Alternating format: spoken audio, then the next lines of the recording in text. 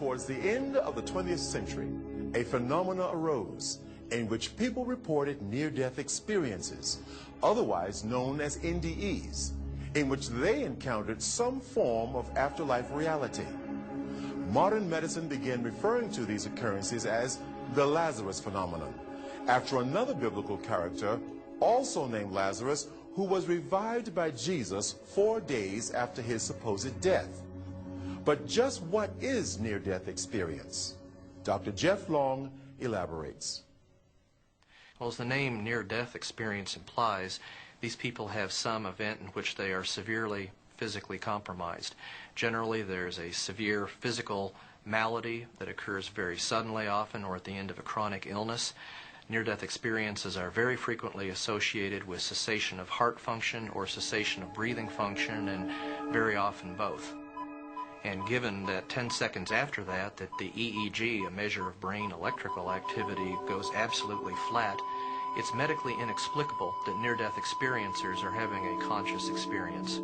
There's so much more evidence behind something more going on with near-death experiences, something that is not medically explicable. There are blind people, including people that are blind from birth, that have near-death experiences, and for most of them it's a visual experience. That is absolutely medically inexplicable.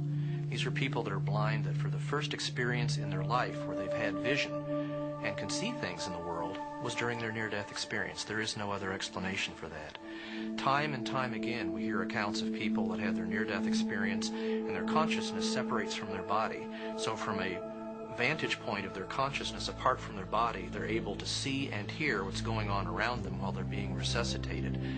Very often they can see incredible detail of the events going on around them. Out of all the near-death experiencers that I've studied that had their consciousness come apart from their body and where they were seeing earthly everyday events, essentially all of them, what they describe, has been absolutely plausible. And of all the near-death experiencers I've seen who actually went and sought out verification of what they saw while their consciousness was apart from the body, every single time, with only one exception, what they saw was or heard was absolutely correct. And there is no explanation for that, for consciousness apart from the body at the time you're having a cardiopulmonary arrest. To people that think that near-death experience is not legitimate, I would remind them that there's at least 12 to 15 million Americans that have had near-death experience. This is such an enormous number of a shared experience that so greatly affects their life that no matter what the cause of near-death experience, no matter what your idea is about why it occurs, I think there's no question, given the number of lives that it's impacted, that it makes sense to study it. It's an incredible phenomenon, and again, the implications are enormous.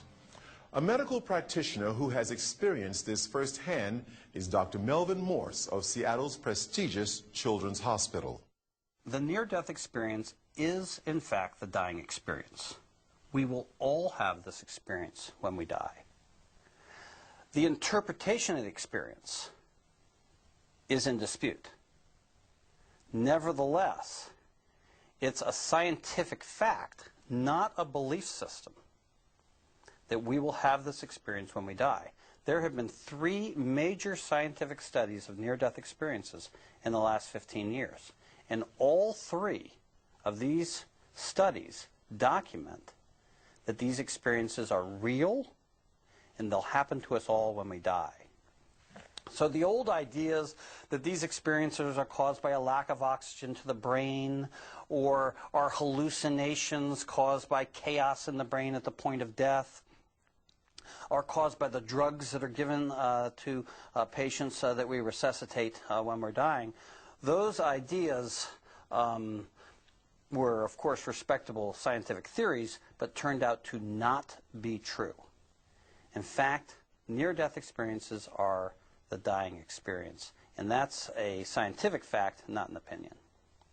I think in terms of, yes, certainly in terms of the consistency of the testimonies in near-death experiences, it suggests that the experience is a reality which is not purely the product of brain chemicals, because, I mean, we know from studies of the effects of drugs ordinarily that if you give one person a drug and then give the same drug to another person, they'll have 2 completely different experiences. There might be broad similarities, but not the level of consistency you find with a near-death experience.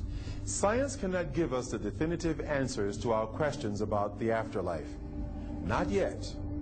Until it can, our best source of information is the human experiences of those who have undergone death and seen the other side. One such story is that of Daniel Ekechukwu, an African pastor who lay dead in a mortuary for 3 days, yet lived to tell the tale. Let's join him now in Nigeria, where he tells his story of how he was raised from the dead.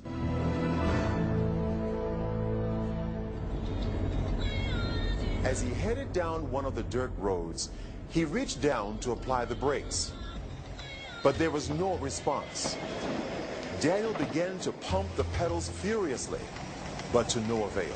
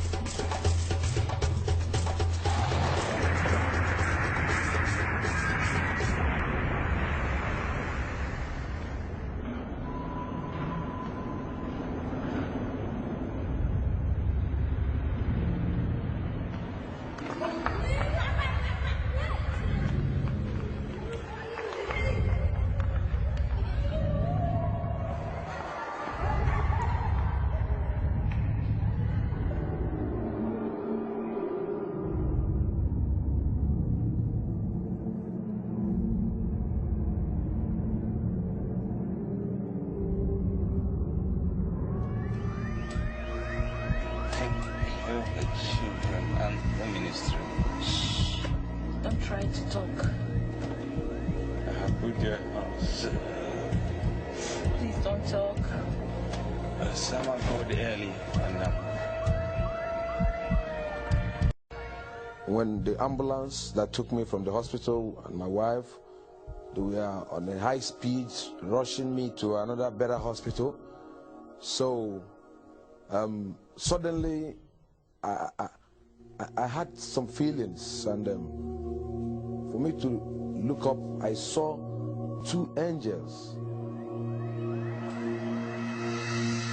When Daniel saw the 2 angels, he wanted to let his wife know, but the angel indicated that he should keep silent.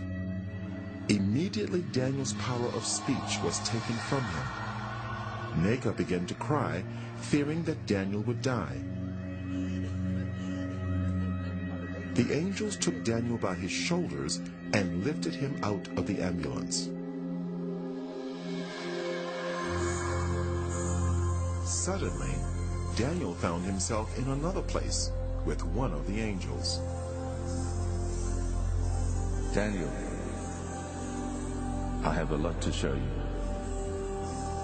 As he looked out, Daniel saw a place where a multitude of people gathered, and their appearance was like that of the angels.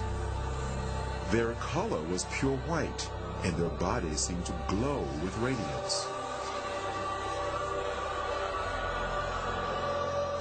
Because of their similar appearance, Daniel thought he was